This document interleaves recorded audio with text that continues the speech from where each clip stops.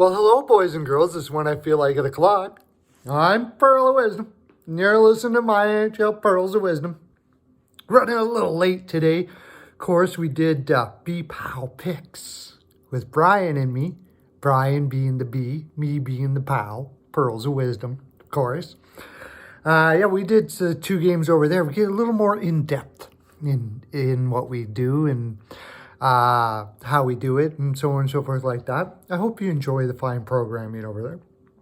I haven't even had time to write a whole bunch of notes about what happened yesterday, but I am going to start gambling here after the All-Star break, but I could have did it last night because I would have had a killer parlay of Mini on the PL, Boston, and Carolina. I had it written down and everything. That's what I was going to do. But I didn't. So I didn't win nothing. I could just tell you about it. That's nice. I think I would rather have some money, because then you don't even really have to believe me, do you? I could just be making that shit up. So, yeah. But anyways, we had some incorrect yesterday. The Florida game, I watched that game. And like I said, one thing I did mention yesterday is Florida doesn't need many shots. Oh, I wanted to mention the Islanders-Rangers. I took the Rangers because the Islanders were going to be so tired. And guess what? They were. They were outshot almost 2-1. The Rangers outplayed them all game. Georgiev didn't have the greatest game. And they lost 4-0. It was like almost like that Vancouver game. Who were they playing? Winnipeg, I think it was. And they lost 4-0 to that game and had no business losing. Oh, and what was it? Ottawa beat somebody a little while ago. Was it Chicago? No, I don't know. But they were even more so. Totally outplayed. All 3 of those games, though, were a little frustrating to watch. Because when you pick the right team and you say they're tired and everything, and then they lose anyways. But I probably wouldn't have bet that game. Philadelphia we had on the PL, and that worked out well. So some fine pearls should have been put in our pockets yesterday if we would have followed these betting lines. Okay, let's talk. Like yesterday, on a little bit of a more serious note, Curtis Davis hadn't been messaging for a while. I guess his daughter got in a car accident. It's got concussion, and her father-in-law didn't make it.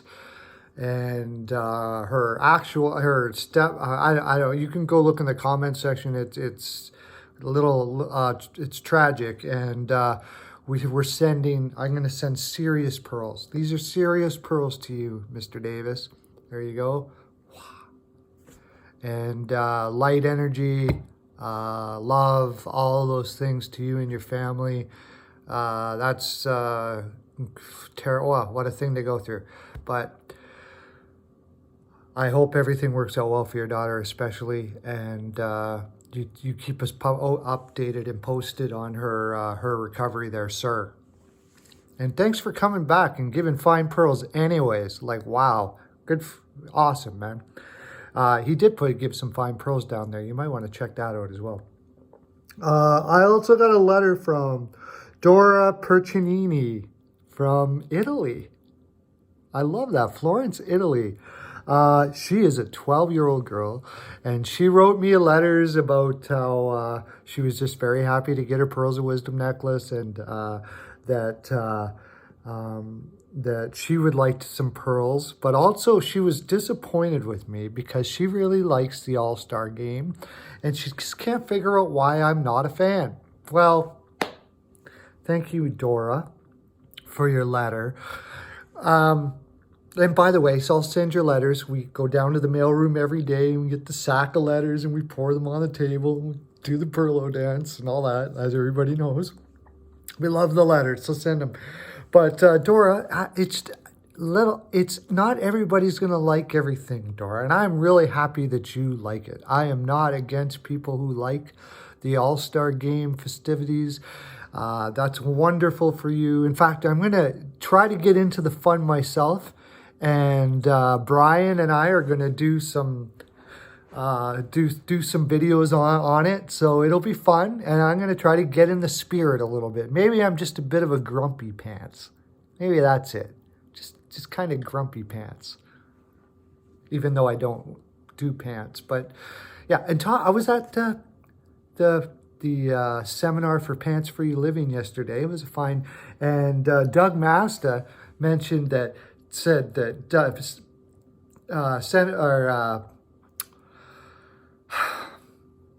going to try this again. I'm just going to have a little bit of coffee. See if I can get my brain, give you a little bit of a namaste. There we go. Let's try this again. Doug Masta said the seminar for Pants Free Living, that's epic. And it is epic. It's an epic event that happens only 7 times a year. I think there's one in Michigan, Mr. Masta, and we can head over. I'll head down there. I'll let you know. You can come with me together with that. And everybody else, we'll all go one day. You know, we're all going to go one day because we're all hitting that like button and the subscribe and the bell and the algorithm from Gord. Gord's telling us about the algorithm is growing. Plus, now the fine programming over at BPOW growing as well. It's going to be incredible. And we're going to all go to Pants Free Living seminars and hockey games, and we might even go to the pearl factory, the pearl that makes the pearls one day, all of us. That would be great. Okay, let's get into the games today, shall we? All right. Detroit versus Mini. Now, I feel like I should probably start betting today. I may get on there and see if I can figure it out. Part of the reason is I'm just not a techie guy. I'm going to send me in the comment section. Tell me where the sites you go on to do your betting and all that stuff like that. Which ones are the best ones and all that, if you could. Just give me a little bit of a hand. But Mini in reg here with heavy pearls, I would figure. After losing to, I dropped coffee on my hand, if you're wondering why I just licked my hand. It's not something I like to do all the time or anything like that, usually. Okay, anyways, Mini in reg will be especially after losing to Florida in like the dying seconds of the game. You got to figure that if they're not going here, I mean, nothing's going to get them going. I heard something about Bernier coming back. He wasn't supposed to come back till after the All-Star break. Are they going to throw him in now? I don't know. Well, we'd have to look in that comment section to make sure we know. Because if Bernier's in, Mr. MJ just might be correct about this game. Bernier, before he got injured and went down, was stopping a lot. However, I just think the Minnesota's sense of urgency here and Detroit's knowledge in their soul, in the deepest parts of their soul down there, a little bit further down, right there, is going to prevent them from having the pushback to win this game. I'm saying Detroit, I'm saying Mini. If Howard's in net and Dubnik's in net, though, this could be an over for sure. 5-2 Mini, something like that. I just think they're going to be out going for bear here. I really do. Next, Winnipeg versus the Jackets. There's no logic with the Jackets, right? I believe Merzlikins is going to be in net, which is their backup, which is apparently more than what they need. They could just randomly pick someone out of the stands and put them in the net, and I think they likely could win this game as long as Tortorella got to talk to them first. That's actually, Brian said that this morning. Wow, he kind of concurred with me. We worked together on that one. Yeah. So,